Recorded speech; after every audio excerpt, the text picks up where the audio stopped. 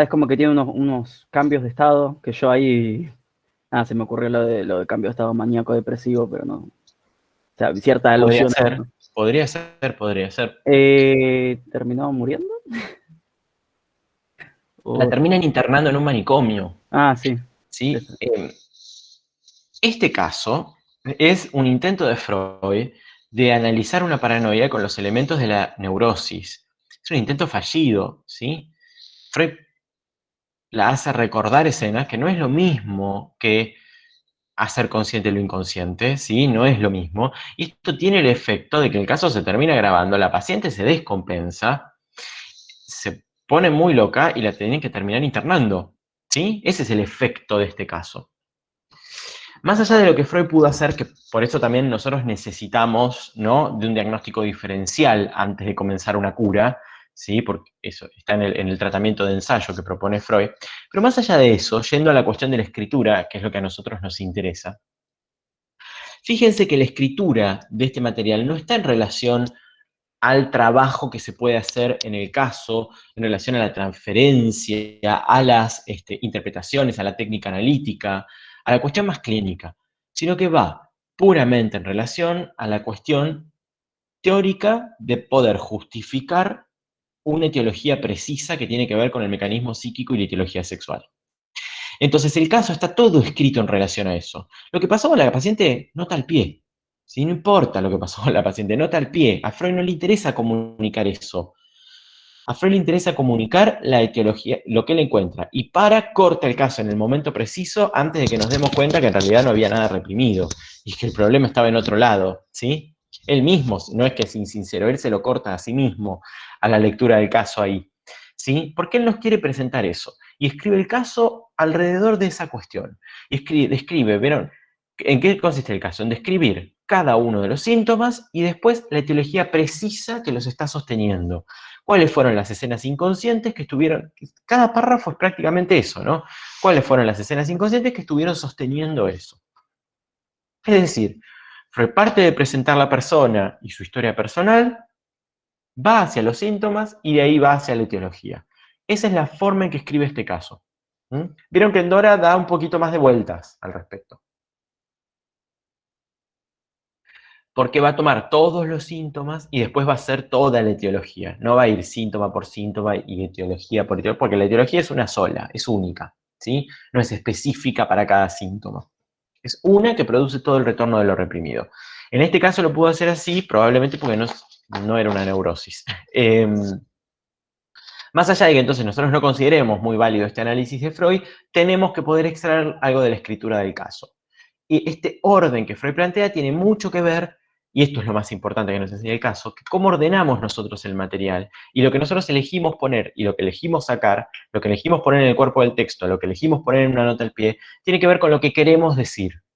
¿Sí? Cuando ustedes escriban los informes al fin de la cursada van a tener un instructivo muy claro de lo que quieren decir, de lo que tienen que decirnos. Entonces, con eso van a tener que hacerse una idea, ahí va a estar el trabajo de ustedes, de qué recortar de cada caso, de qué elementos tomar y qué elementos dejar afuera.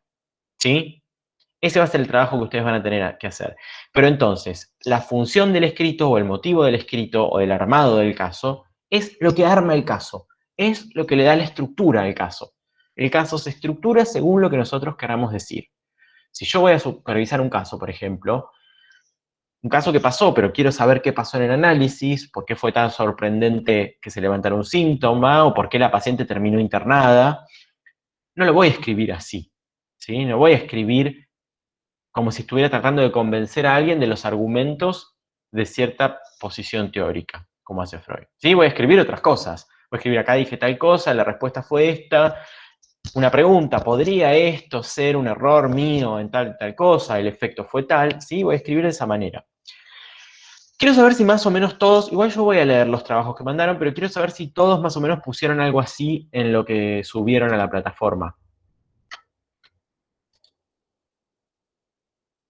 Con lo que no estoy seguro es cuál es el motivo de consulta de la paciente. No sé si Ahora todavía. vamos a la segunda pregunta, sí. No, el resto de lo que hablamos yo ya comenté lo que pusimos. ¿El resto?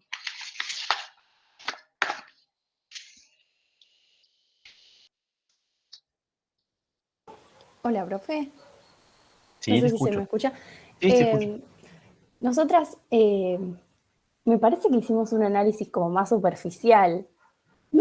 Eh, no hicimos todo eso detalladamente que vos dijiste. De hecho, yo al menos no lo logré entender así en la primera y la segunda lectura que hice del caso. Ujú. ¿Y qué señalaron en ese análisis que vos decís que es superficial? Bueno, ahora no me acuerdo, lo estaba buscando, pero lo que habíamos charlado en un principio era los síntomas que ella presentaba, Ujú. pero nada, así tal cual ella los presentó. Eh, y no me acuerdo, para que ahora lo voy a leer bien y te digo. Dale. O sea, ustedes se saltearon la presentación de la paciente como persona y la historia, un poco fueron directamente a los síntomas, a la sintomatología en el momento de la consulta. Claro, me parece que hicimos una cosa así. Bueno, tengan en cuenta que esto nos tiene que servir para después escribir el caso. Y en el caso es importante que ustedes presenten a la persona de la que van a hablar, porque digamos, un paciente, por si no lo saben, es una persona. eh, Ante nada, entonces la edad, todo eso, vieron, nos tenemos que meter con las cuestiones familiares, dice Freud. Nos tenemos que meter con todo eso. Entonces, preséntenlo al paciente, si tienen los datos de con quién vive, si sí, presenten esas cuestiones, si no, no, obviamente. Algo de la historia, esa es una buena. No quiere decir que todos los informes tengan que estar escritos en este orden, ¿sí? Cada uno, hay cuestiones de escritura personal también que influyen. Pero es importante que no salten directamente con los síntomas, porque ¿qué piensan? Si yo les digo un caso, bueno, se trata de un caso de paranoia que presenta tal, tal, tal y tal síntoma. ¿A qué les remite a ustedes? La psiquiatría. A la psiquiatría, claro. No importa ahí la persona, importan los signos Sería no ir a lo semiológicos. singular a hacer eso. Claro, estaríamos tomando el caso simplemente como una muestra de la enfermedad, como un caso, ¿sí? En el sentido más clásico de la palabra, de la enfermedad en general. Y nosotros no queremos hacer eso, ¿sí? Nosotros queremos que el caso enlace lo particular de cada cuadro, de cada estructura, con lo singular. Entonces necesitamos presentar a la persona. Necesitamos interesarnos por los detalles personales y únicos del caso. Por eso la escena del lago, el beso, por eso nos metemos con el drama del señor K y la señora K y el padre y todo ese chusmerío, porque a nosotros, digamos, nos importa lo que de lo singular está estableciendo los síntomas. ¿M? Y tampoco caracterizar los síntomas como decía Freud, ¿no? Una característica fundamental y punto. La paciente que tiene un delirio, bueno, en este caso, tiene un delirio de persecución con los vecinos y algunos familiares y presenta alucinaciones de tipo visual y senestésico. Bien, no lo planteamos así porque nos interesa el contenido, porque nos interesa cuándo surge, porque, ¿sí? Porque la etiología para nosotros tiene que ver con las vivencias. Entonces, los demás, si hicieron algo parecido, revisen eso en relación al motivo de presentación del caso y cómo el motivo ordena la estructura del caso, ¿sí? Vayan revisando algo de eso. Igual está bien lo que han podido armar en esta clase, está muy bien. Profe, Hay una buena lectura ahí del caso, sí. lo que yo me doy cuenta ahora es que nosotros por ahí en el trabajo hablamos de una transferencia positiva con Freud. Y era porque ella habla mucho y le cuenta mucho. Y ahora me doy cuenta que nos equivocamos, porque en realidad tiene que ver con que ella no tiene un relato neurótico, donde hay lagunas y eso. Por eso habla mucho. ¿Tenés un gallo? Sí, Ah. sí. Bien, muy bien esto que decís. Claro, uno pensaría que se trata de transferencia y por eso hay tanta producción, ¿no? Pero resulta que en realidad es que no había nada reprimido, por eso había tanta producción ahí de asociaciones, porque no estaba la barrera que hay en los neuróticos, ¿no? Fíjense que el relato que Freud hace no es para nada lacunar, no le falta ningún dato a Freud de la historia de la palabra. El paciente se acuerda de todo perfectamente, y eso es raro. El hombre de mundo también se acordaba de todo, ¿vieron? El de la Bulldog, se acordaba de todo, con mucho detalle, se acordaba muy bien de todo. Aunque no tenemos la palabra de él, más o menos podemos deducir eso. Bueno, muy bien este aporte de Jessica. Si quiere vamos a la segunda pregunta, que era un poco más difícil, y directamente pasamos a lo siguiente, que es el otro texto de Freud que tenemos para hoy. La segunda pregunta era, ¿cuál es el motivo de consulta de la paciente? Esta era la que nos parecía, a mí particularmente me parecía muy compleja. Tuvimos varias ideas, porque como dijiste que no era lo que se presentaba así, estuvimos tratando de escarbar a ver qué podíamos llegar a encontrar como motivo, y nos decantamos por la idea de que buscaba cierta complicidad o cierta participación de algo que fuera similar a lo que era su hermano, pero por todo lo que nos presentaba Freud, la verdad no sé si ese era el punto final de eso. ¿Y cómo llegaron a esa conclusión? Porque en una parte ella cuenta que lo de los encuentros con el hermano, que se encontraba con el hermano y no le decía nada, pero porque ella decía que él ya tenía que saber, porque también digamos, en parte es como que ella misma decía que sí, que podía ser esa escena la que había causado todo, la del hermanito cuando eran chicos.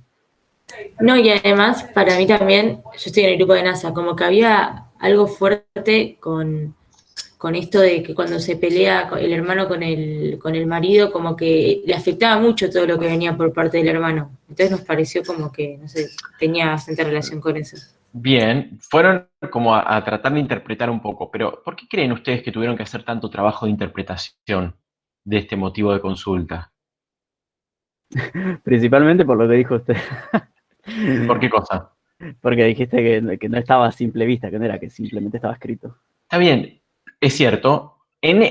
A ver, en los casos en que nosotros vamos a tener el caso más en bruto, vamos a tener que deducir un poco siempre, ¿no? Hay un pedido inicial, detrás de ese pedido la gente pide otra cosa, hay que tratar de pescar qué es de todo lo que nombran lo que verdaderamente le genera molestia. Pero en un caso escrito se supone que más o menos, en el caso de Dora, Freud establece muy bien cuál es el motivo de consulta. El padre consulta para que Dora, ¿no? Para poner a su hija en buen camino. Cuando él la empieza a escuchar, él detecta que en ella hay un sufrimiento, ella en algún momento puede decir de que sufre, va construyendo ese motivo de consulta. Yo creo que ustedes tuvieron que interpretar porque Freud acá no dice cuál es el motivo de consulta de la paciente. No tenemos Claro, idea no cuál dice es el por motivo de qué consulta. ni quién la llevó tampoco, no es como Dora que la lleva al padre. O sea, No no. sabemos si fue por sus propios medios, si se la recomendó a alguien, qué es lo que a la paciente se quiere sacar de encima. Después, él deja traslucir que son las alucinaciones lo que a la paciente le molesta mucho, ¿no? No la persecución de los vecinos. Porque imagínense que un paranoico vaya a decir, vengo acá porque siento que me persiguen. No, va a ir a un juzgado a denunciar que lo están persiguiendo. ¿Sí? No va a venir a decirnos a nosotros que está perseguido. Sí, Andrea, querías decir algo. Ella se queja, porque yo me acuerdo que Freud dice, los pacientes vienen al análisis con una queja, ¿no? Se quejan de algo. Ella se queja de ser observada, dice, así clarito. ¿Ella se Después queja, dice, perdón? ser observada, Sí. digamos, es lo primero que dice. Y después dice, empezaron las voces que la fastidiaban. O sea, son dos problemas que tiene ella que lo omite. Bueno, pero fíjate que ser observado, no, ella se queja de la observación, pero no es motivo de consulta a Freud. Digamos, ¿por qué uno iría a un psicoanalista porque lo observan? Porque Más produce bien. dolor, padecimiento. Sí, está bien. Es una interpretación también, podría ser, sí, estoy de acuerdo con eso, ¿eh? En muchas coyunturas de consulta de paranoicos van por ese lado, sí. Viene porque los persiguen y eso les causa mucho dolor, es cierto, estoy de acuerdo con esa lectura.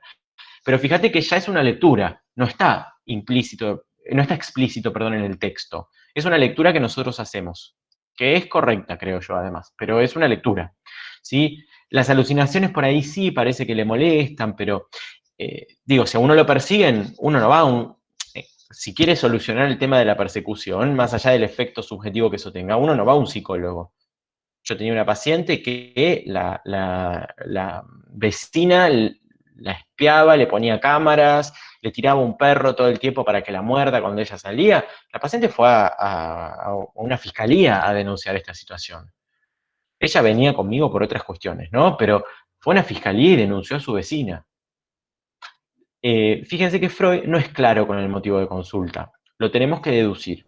Como Profe, los del grupo de Nazareno, como lo que dijo Andrea, sí. Perdón, respecto a lo que dice Freud, que esto yo como que nos confundimos gracias a que yo lo traje al caso. En la página 182, Freud dice algo de que había como cierto miedo a no curar nunca de parte de la paciente. Y yo había comprendido que por ahí lo que ella quería era dejar de estar en estos estados y volver con su familia, porque dice que se había mudado, que tenía una casa, pero por culpa de todo lo que le estaba pasando no podía instalarse ahí. Entonces, Bueno, esa fue mi primer pista y yo dije, no, bien, perfecto. Eso podría ser un motivo de consulta, ¿no? Que fíjense que no tiene que ver directamente con lo que un psiquiatra diría como lo patológico. Tiene que ver con lo que el síntoma nos impide en la vida, con lo que en algún momento hemos nombrado y vamos a ver cuando veamos conferencia 23, que es el sentido práctico de los síntomas. Los síntomas en sí son satisfacción medio revestida de malestar. Pero la gente no consulta cuando se instalan los síntomas, consulta cuando estos síntomas ya se hacen insoportables para sostener la vida. Hay una cuestión económica, dice Freud. Y quería llegar a esto, a ese punto. En este caso no está claro por qué consulta. No está claro porque Freud no ordenó el caso en términos de poder transmitir por qué la paciente consulta. No le interesaba eso, ¿sí? Están estas puntitas. Yo creo que lo alucinatorio está en primer plano. Está esta cuestión de estar siempre enferma y en los problemas que esto causa en la vida de esta mujer, ¿sí? Los efectos que esto tiene, pero lo tenemos que deducir. No va de suyo el motivo de consulta acá. En los escritos que ustedes hagan, los casos que ustedes construyan, sí va a tener que quedar claro cuándo consulta el paciente, cuál es el malestar que está en juego y qué es lo que está pidiendo, ¿sí? Ustedes no van a hacer este tipo de casos, van a hacer casos donde esté claro eso. A nosotros sí nos interesa poder pescar eso en el caso. Profe, una consulta. Con respecto a esto de las ideas delirantes, ¿no puede pensarse también que, no sé, ella acude con alguna idea de, no lo dice Freud, alguna idea de culpabilidad porque, no sé, esta idea de que te persiguen y pensar como que, bueno, si me persiguen por algo puede ser, en algo puedo llegar a tener la culpa yo también. Bueno, Y eso la tiene justamente en ese texto Freud hace una cuestión diferencial y dice, los que piensan que pueden tener la culpa frente al reproche son los obsesivos. Quienes proyectan esa culpa hacia afuera son los paranoicos. ¿Sí? Entonces hay otro mecanismo en juego. Lo vamos a ver igual cuando veamos paranoia. Quédense tranquilos que no es la paranoia lo que está en discusión acá, sino el armado del caso. Pero ese reproche no es asumido por el paranoico. ¿Sí? La posición ahí subjetiva es diferente. Bueno, sí. Sí. Con respecto a la represión, entonces no opera la represión, o sea, no me queda claro, porque en el Freud dice acá que sí. por eso, entonces como que no termino de entender, porque vos decías que No, como Freud en este que momento dice que sí, pero nosotros vamos a ver cuando veamos psicosis, hacia el final, que no, que lo que está operando es otra cosa. Otra ok, posición frente a la sexualidad que no es la de la huida exactamente. claro, Pero porque en el trabajo, eso es especificidad de la psicosis, ¿sí? Eso lo vamos a dejar para cuando veamos el práctico de psicosis, estas preguntas. Sí, ustedes vayan a cómo está escrito el caso, porque esta teoría de Freud cambia después. ¿Mm? Bueno, tenemos exactamente 36 minutos para lo que sería el taller de hoy. O sea, estamos 1 hora y media atrasados en el cronograma del taller. Les voy a compartir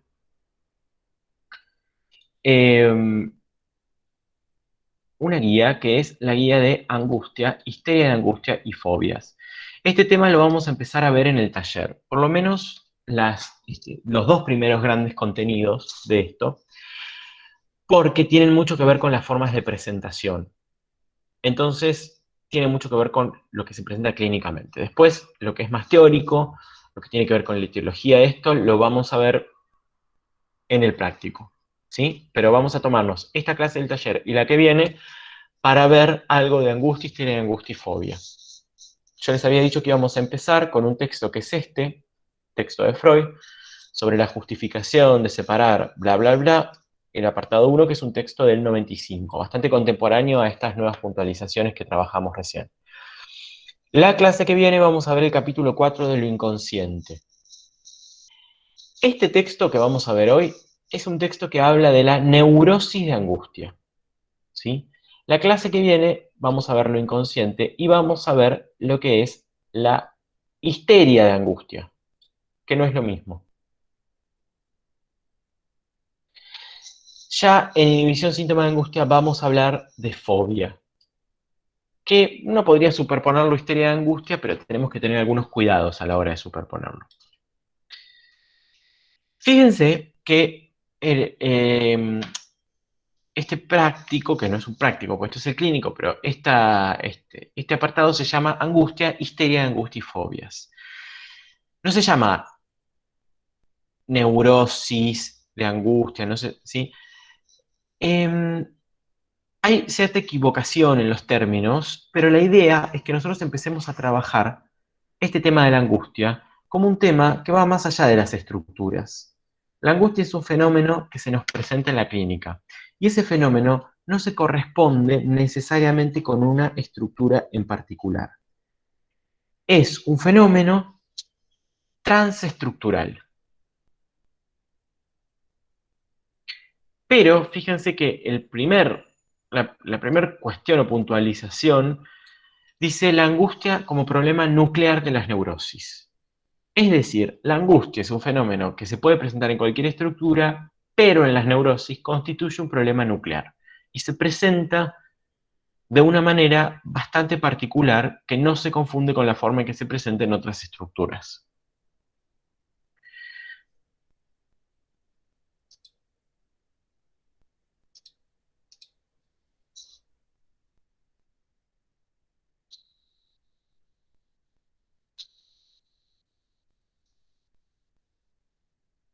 Hoy vamos a ver lo que corresponde a neurosis de angustia. Habíamos dicho que íbamos a ver neurosis de angustia, que íbamos a ver histeria de angustia, íbamos a ver fobia, y yo les agrego que vamos a ver cómo la angustia determina las neurosis, ¿sí? El papel de la angustia en la producción de la neurosis.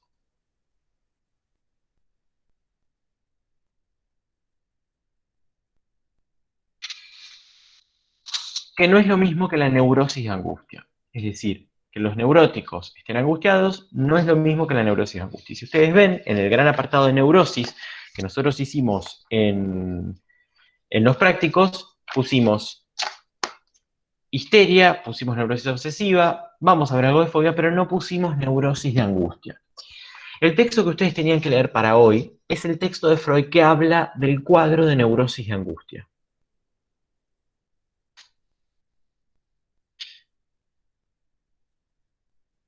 Acá, ¿sí? Está bien puntualizado.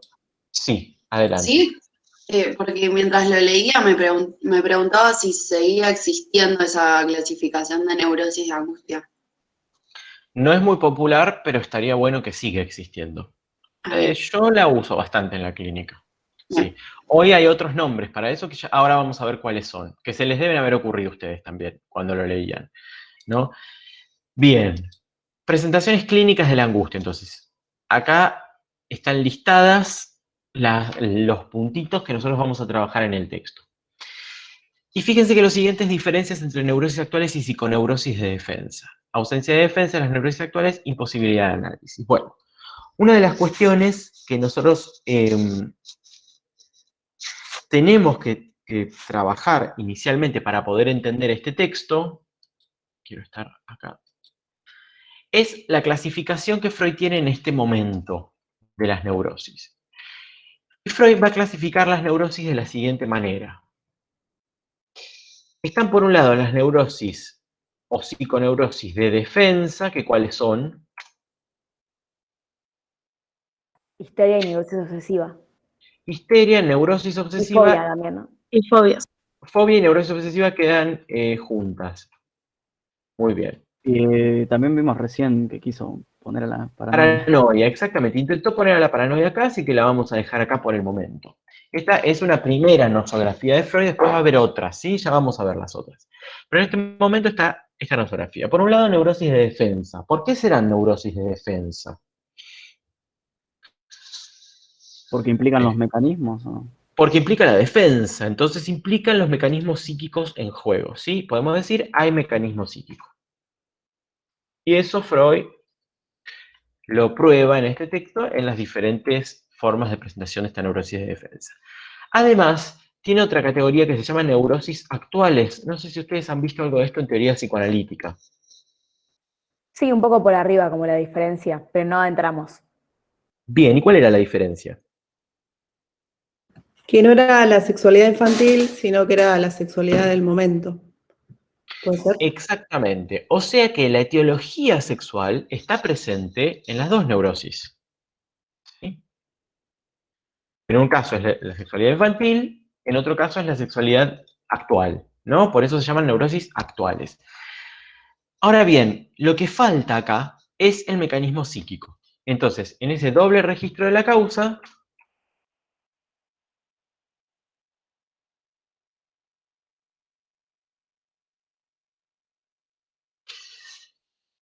Freud habla a veces de neuropsicosis, otras veces de psiconeurosis, es lo mismo. Entonces nosotros tenemos algunas presentaciones que tienen que ver con el mecanismo psíquico y tenemos algunas presentaciones que no tienen un mecanismo psíquico en juego, que la etiología es sexual, pero que no hay mecanismo psíquico en juego.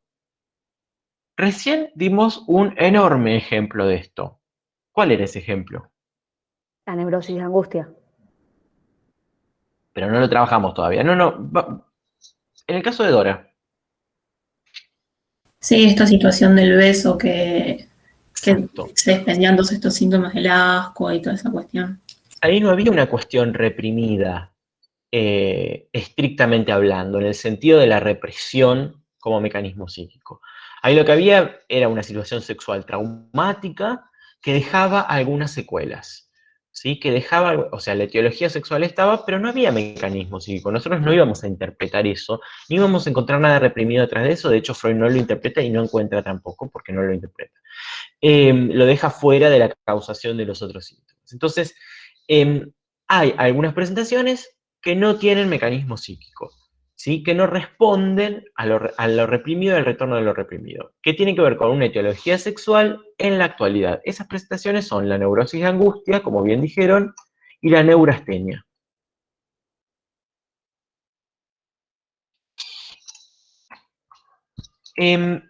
Esto ya nos está marcando que estamos por fuera del terreno de lo que venimos viendo con histeria, ¿sí? Cuando hablamos de neurosis de angustia.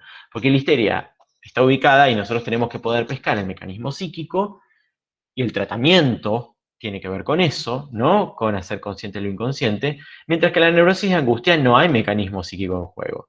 En el apartado 2 que ustedes no tenían para leer, Freud dice, también lo dice en la página 87 de Inhibición, Síntoma de Angustia, si quieren anotarla para cuando vayamos a ese texto. Hay algo en la página 105 de Inhibición, Síntoma de Angustia también. Después vamos a ir a ese texto y vamos a verlo. Lo que está diciendo Freud es que son las noxas sexuales, la etiología sexual directa, lo que puede causar estas patologías. Por ejemplo, un trauma sexual ocurrió en la adultez, por ejemplo, el coitus interruptus, por ejemplo, la abstinencia, el mal uso de la sexualidad, dice Freud. De una posición como muy higienista al respecto, ¿no? Hay que usar bien la sexualidad porque si no, uno se enferma de ciertas cosas, ¿no? Se enferma de estas cosas, de neurosis y angustia. Bueno, él lo que quiere hacer con este texto es caracterizar esta neurosis y angustia en oposición a la neurastenia. ¿Sí? La neurastenia, no sé si ustedes saben qué es la neurastenia. ¿Alguien tiene alguna idea?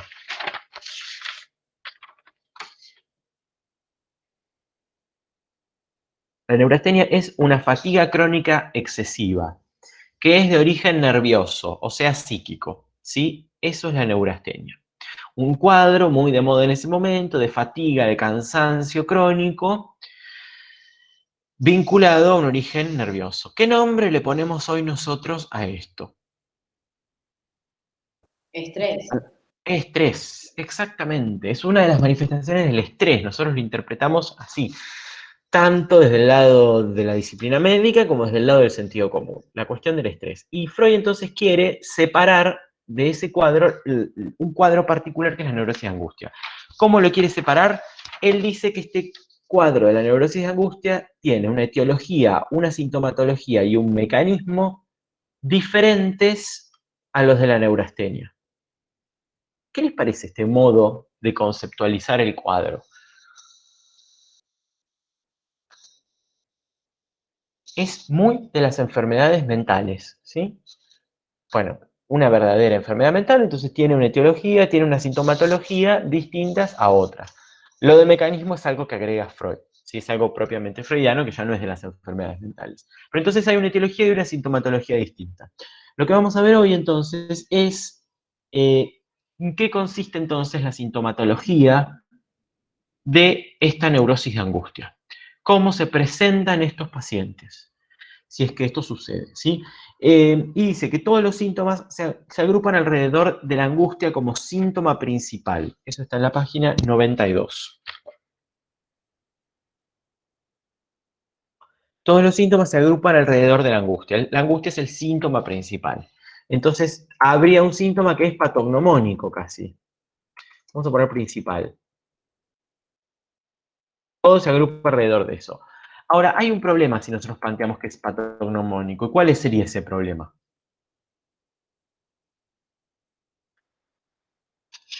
Tal vez no se entendió la pregunta. Si yo digo, bueno, es un paciente que está muy angustiado, todo gira alrededor de eso, entonces es una neurosis de angustia. ¿Encuentran algún problema en esa lógica? Y que la angustia se presenta también en Muy bien, otros estados estructurales. exacto. La angustia se presenta, la angustia está en otras presentaciones también. Entonces, no nos alcanza con decir que el síntoma principal es la angustia porque los neuróticos se pueden presentar muy angustiados. Sin embargo, tratarse de una neurosis obsesiva o de una histeria. ¿Sí? Entonces, no alcanza con eso. Es el síntoma principal, pero hay que ver otras cosas más. Y dice que que tiene cierta independencia clínica este cuadro, y presenta las formas en que puede aparecer, ¿no? Entonces, hay una primera serie que divide las formas en que puede aparecer, donde Freud dice, bueno, puede aparecer de manera completa o rudimentaria.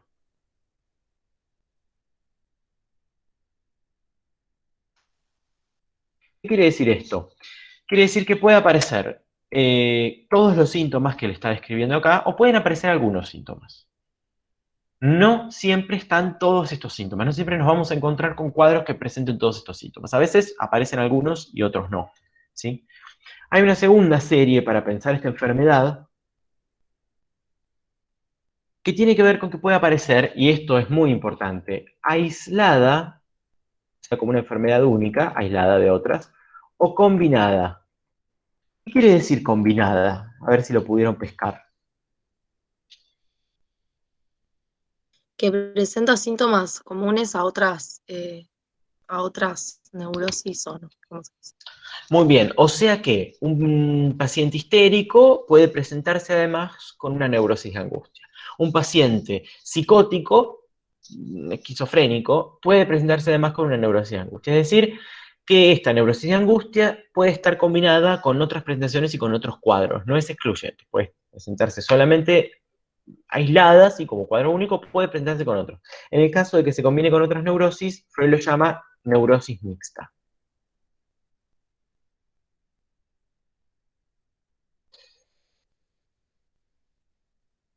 Bien, hay una tercera serie, no sé si la pudieron pescar esta tercera serie, tercera distinción que se podría hacer.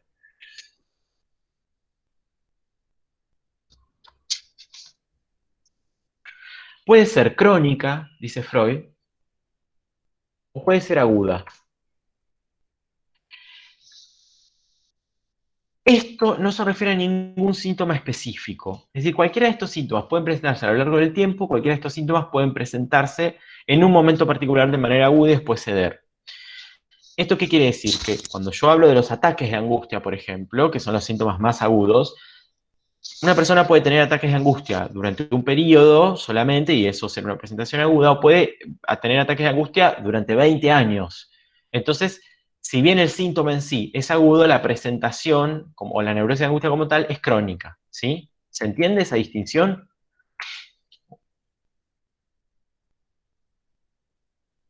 Alguien que diga algo. O no se entiende nada. Sí, profe, se entiende. Sí, Más o menos es captan, decir, bueno. agudo es en el momento, crónico se mantiene.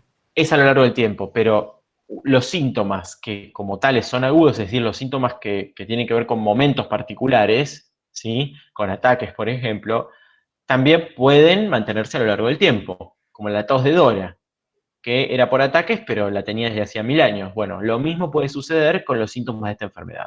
O se O sea, presentan todos en un mismo momento o a lo largo del tiempo. Sí. sería la intensidad con que se presentan. O sea, se pueden presentar a lo largo de mucho tiempo, pero con diferente intensidad, algo así.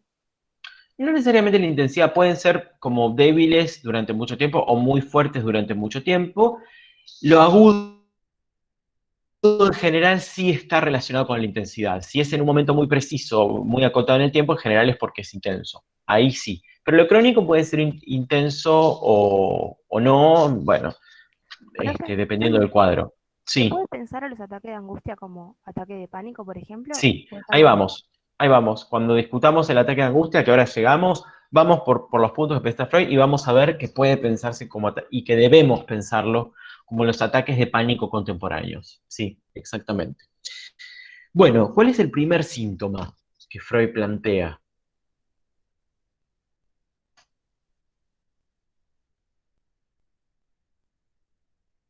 ¿Se refiere a lo de irritabilidad? Irritabilidad general, dice Freud.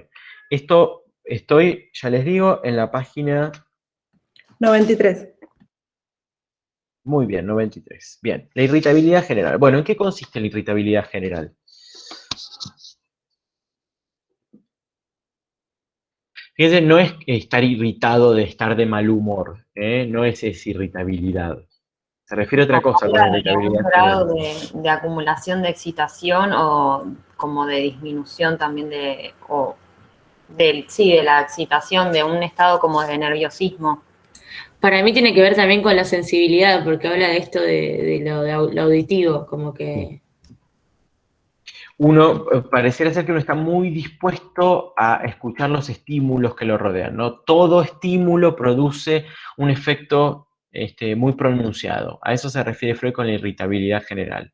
Tiene una paciente que decía, me vuelvo loca cada vez que suena el teléfono y no sé por qué, me perturba muchísimo el sonido del teléfono. ¿Sí? Tenía un teléfono fijo ella y le perturbaba el sonido del teléfono. Es parte de su estado de irritabilidad general. Lo relaciona mucho entonces con los ruidos y con el insomnio. Fíjense que si uno está muy predispuesto, muy excitado, muy predispuesto a escuchar los estímulos del ambiente, le va a costar mucho dormir. Entonces podría ser una de las causas para el insomnio, en algunos casos. Da un segundo síntoma. ¿Cuál es ese segundo síntoma? ¿Cómo lo llama Freud? Expectativa angustiada. Expectativa angustiada. ¿En qué consiste?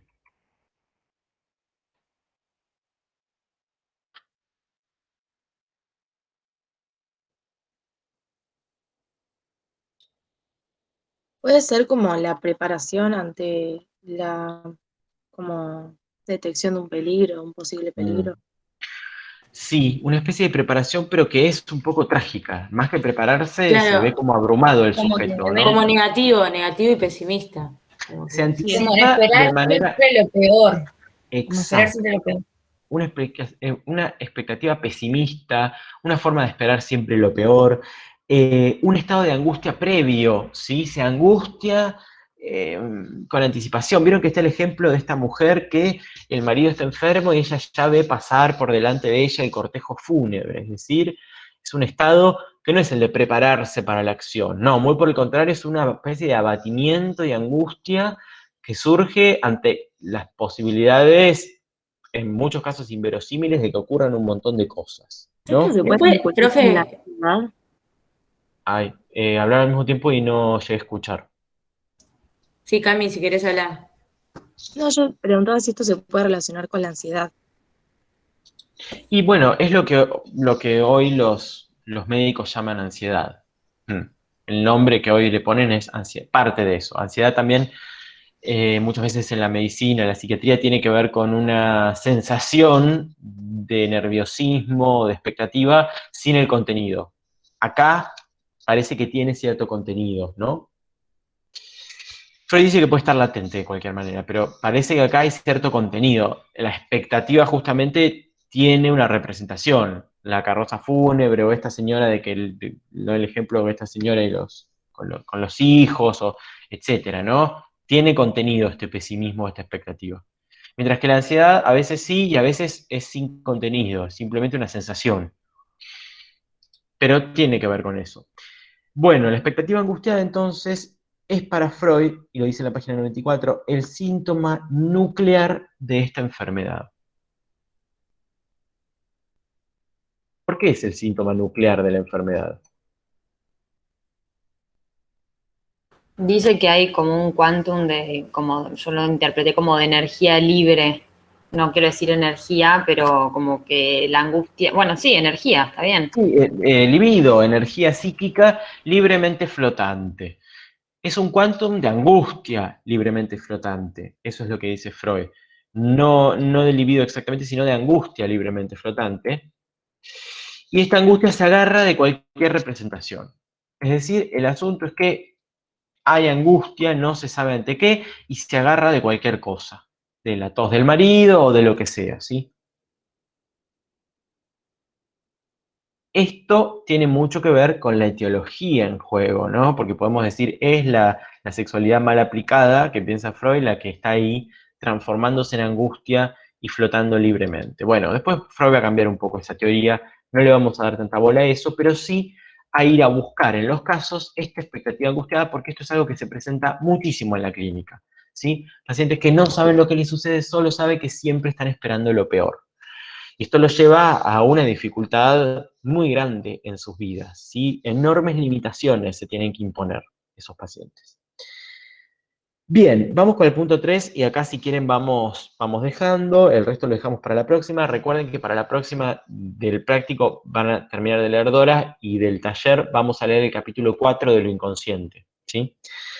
Vamos con el punto 3, que es el más famoso en este momento y uno de los más con más incidencia clínica, que es el ataque de angustia. Es decir, esto mismo que sucede ahí de manera más prolongada en el tiempo puede aparecer en forma de ataque. ¿Y en qué consisten los ataques de angustia?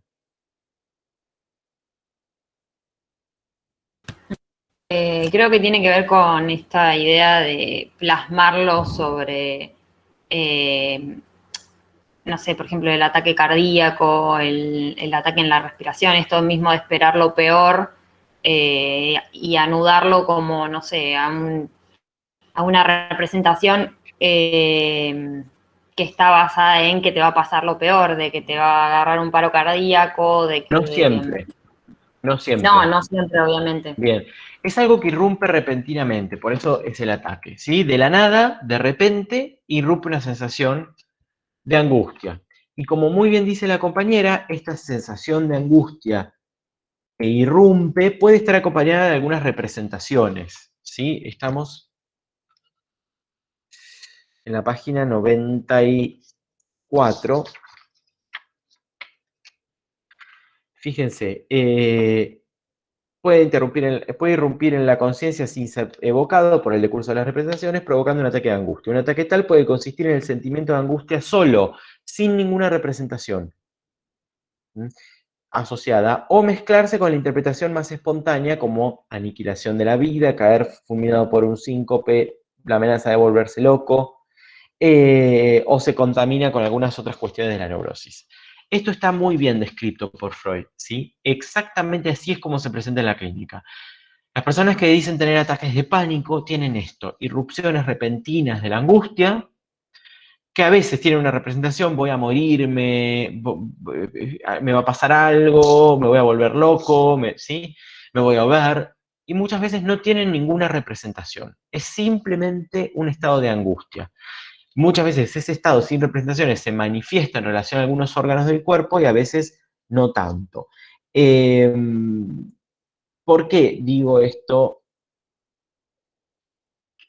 de que a veces no está vinculado al cuerpo? Porque a veces son las representaciones las que han... Y esto va cambiando a lo largo del curso de esta enfermedad, ¿sí? A veces se presenta de una manera, a veces se van ligando con otras representaciones.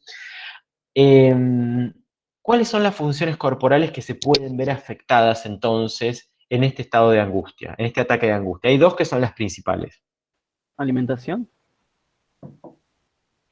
La Esa respiración. no es de las La principales. Está bien, respiración, la respiración y las sensaciones cardíacas. ¿Sí? Esas son las dos principales en juego.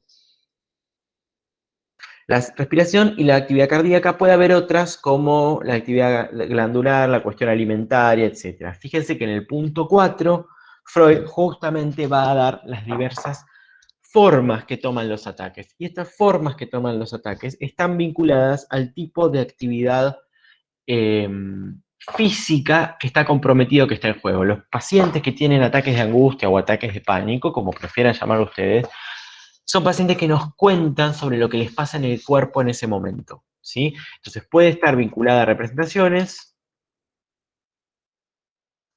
puede estar vinculada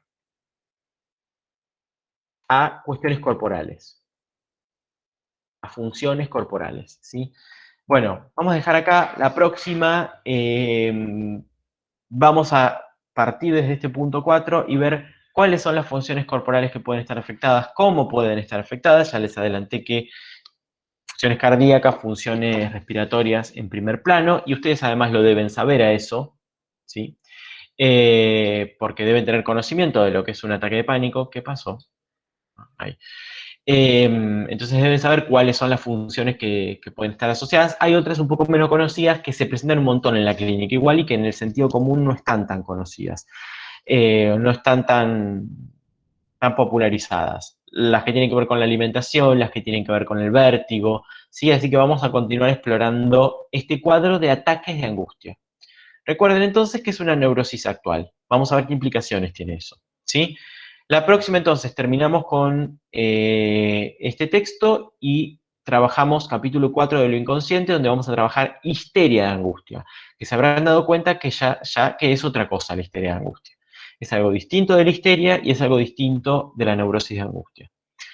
En el práctico vamos a seguir trabajando ahora. ¿Alguna pregunta? Sí, profe, yo quería decirle si no sabía, porque hay como una tendencia últimamente, como usted había dicho, popular. Yo había pensado principalmente que esta me llevaba a la ansiedad, porque hay como una tendencia de diagnosticar como que una persona sufre de ansiedad. O por lo menos es muy Sí. reciente. Y entre las representaciones... Autodiagnósticos y Sí, diagnósticos de amigos, y sí, es ese tipo de diagnósticos. Los médicos son más cuidadosos en diagnosticar ansiedad. Claro que tiene que ver la ansiedad con esto, sí, tiene que ver más con la expectativa angustiada, me parece, con la irritabilidad general, tiene menos que ver con el ataque, la ansiedad, ¿sí? Porque el ataque tiene mucho que ver, es lo mismo que el cuadro de ataque de pánico definido por el DSM, ¿sí? Es exactamente lo mismo lo que está describiendo Freud. Profe, y en esa Sí. línea con el conocimiento popularizado, viste que vos haces hincapié en que estos ataques de angustia como que suceden sin ser evocados por una representación, o sea, por algo que haya pasado, digamos. Así que hiciste, Sí. bueno, bien. ¿Qué pasa con esas situaciones, el que tal vez son de alguna forma traumáticas para alguna persona y que terminan, o sea, como que no sé, algún relato me ha pasado a escuchar, tipo, me pasó tal cosa y terminé en un ataque de pánico? ¿Es un ataque de pánico eso que sucede? Porque Podría ser, Freud dice que puede ser que los Sí. ataques de angustia sobrevengan a, ¿no? Pero entonces no sé si podemos hablar de neurosis de angustia. Claro. Si son después de una situación. Tal vez sea una reacción de esa persona a la situación. Estamos comprendiendo mucho, igual, porque es muy en abstracto, ¿no? Pero me parece que la neurosis de angustia tiene que ver con algo más, Bien, ¿no? listo. Algo más que vamos a ver qué es, porque nuestra opinión actual no es la misma que la de Freud en algunas de estas cuestiones. Gracias. Bueno, nos vemos la semana que viene. Adiós. Dale, profe, gracias. Chao. Hasta luego. chao, profe. Adiós.